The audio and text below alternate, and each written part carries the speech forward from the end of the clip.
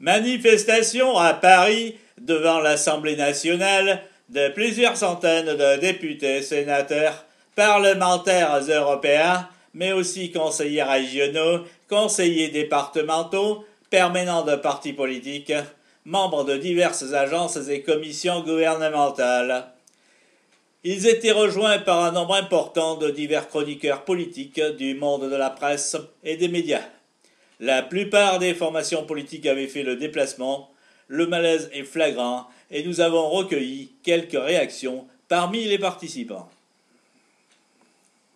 Comprenez, nous ne sommes pas aimés, la plupart des gens ne nous font plus confiance, on ne craint plus notre autorité, nous n'obtenons plus le respect nécessaire à nos actions de la part des citoyens.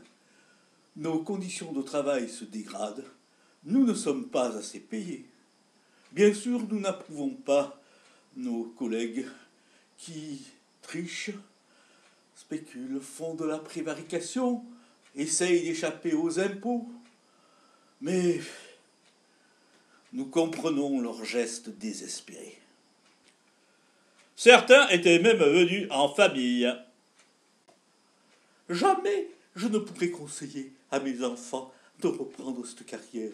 Vous n'imaginez pas, si nous loupons une réélection.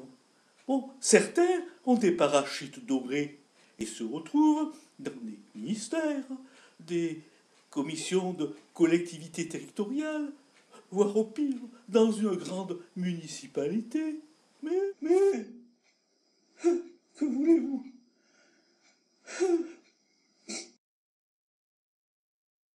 Jamais on peut suivre une formation pour avoir droit à un vrai métier.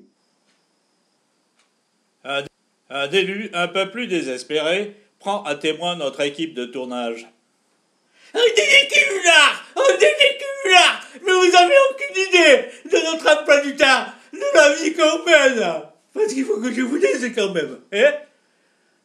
Entre les conseils municipaux, hein? Entre les conseils métropolitains, les permanences, la présence dans les conseils d'administration des diverses sociétés, agences, comités, associations, sans parler des inaugurations, des interviews, des réunions du parti, des voyages à Paris. Nous n'avons pas de temps pour nous. Nous n'avons rien. Qu'est-ce que c'est que notre vie familiale et même notre vie sexuelle, hein? À la question, vous avez commencé à initialiser un comité de soutien, vous mettez une pétition en ligne. Pensez-vous aller jusqu'à la grève?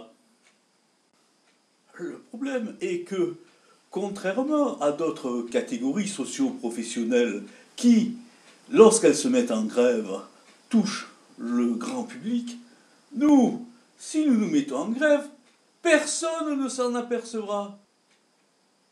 C'était Guillaume Duglas pour Brel FM.